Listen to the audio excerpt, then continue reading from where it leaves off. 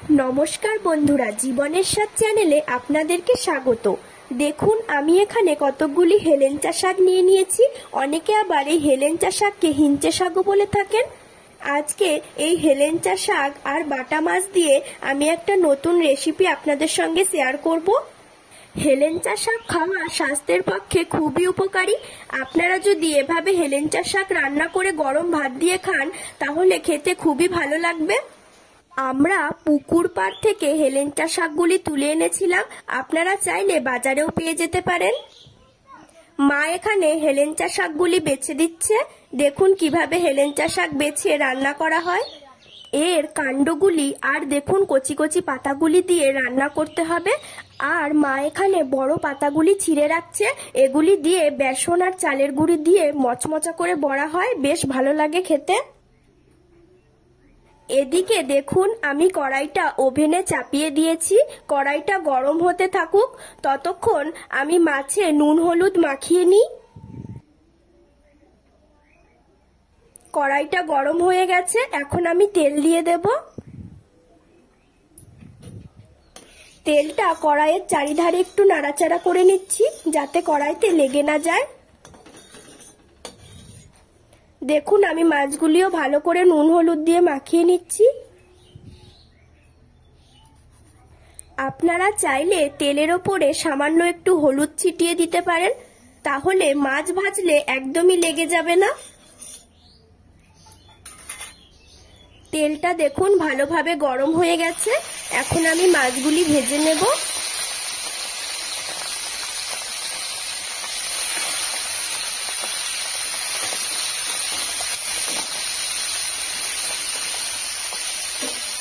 এক পাশটা প্রায় ভাজা হয়ে এসেছে, এবার উল্টে দিতে হবে।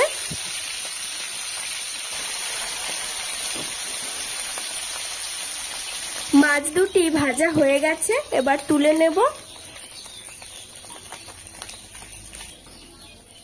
কড়াইতে তেল রয়েছে, আর একটু তেল দিয়ে দিলাম। তেলটা গরম হয়ে যাবার পর চন্দনী ফোড়ন দিয়ে দিলাম।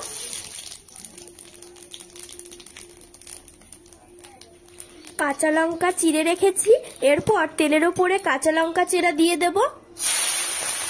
যে কোনো শাক রান্না করলেই আপনারা লঙ্কা একটু বেশি করে দেবেন, তাহলে শাকটা খেতে আরো বেশি ভালো লাগবে। দুটি আলু আমি কুচি কুচি করে কেটে রেখেছিলাম। এখন আলু কুচিগুলি আমি তেলের ওপরে দিয়ে দিলাম।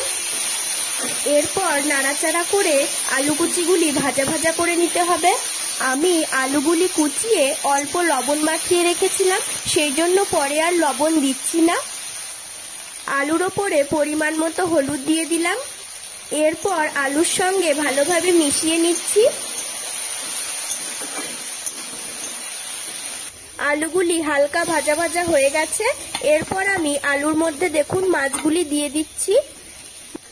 মাছ দুটিকে ভেঙে আলুর সঙ্গে মিশিয়ে নেব।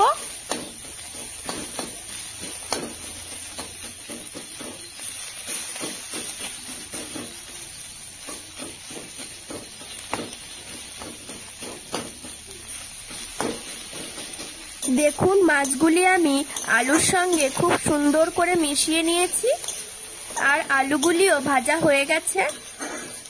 এবার আমি পরিমাণ মতো জল দিয়ে দেব।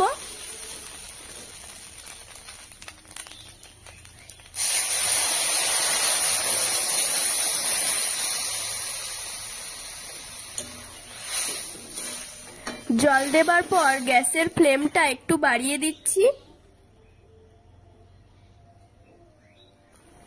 এভাবে কিছুক্ষণ জাল হবার পর যখন দেখবেন আলুগুলি খুব ভালোভাবে সেদ্ধ হয়ে গেছে, তখন শাকগুলি দিয়ে দিতে হবে।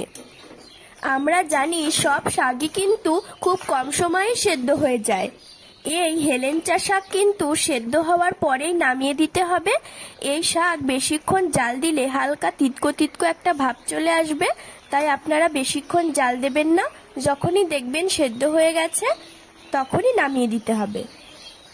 দেখুন, আমি এরপর সব শাকগুলি দিয়ে দিলাম, আর শাকগুলিকে ভালোভাবে মিশিয়ে নিচ্ছি আলু আর মাছের সঙ্গে। একদমই বেশি সময় লাগবে না, দেখবেন খানিকক্ষণের মধ্যেই শাকগুলি খুব সুন্দর সেদ্ধ হয়ে গেছে। এরপর দেখুন এর ওপরে পরিমাণ মতো লবণ দিয়ে দিচ্ছি। ভালোভাবে লবণটা মিশিয়ে নিলাম। দেখুন বন্ধুরা, শাকগুলি কত তাড়াতাড়ি সেদ্ধ হয়ে গেছে। আমার এই রেসিপিটি আপনাদের কেমন লেগেছে অবশ্যই তা কমেন্টে জানাবেন। আপনারা এই রেসিপিটি বাড়িতে রান্না করে সবাইকে খাওয়াবেন। হেলেঞ্চা শাক খেলে মুখের স্বাদও ফিরে আসে। দেখুন আমার মাছ দিয়ে হেলেঞ্চা শাক রান্না করা কমপ্লিট।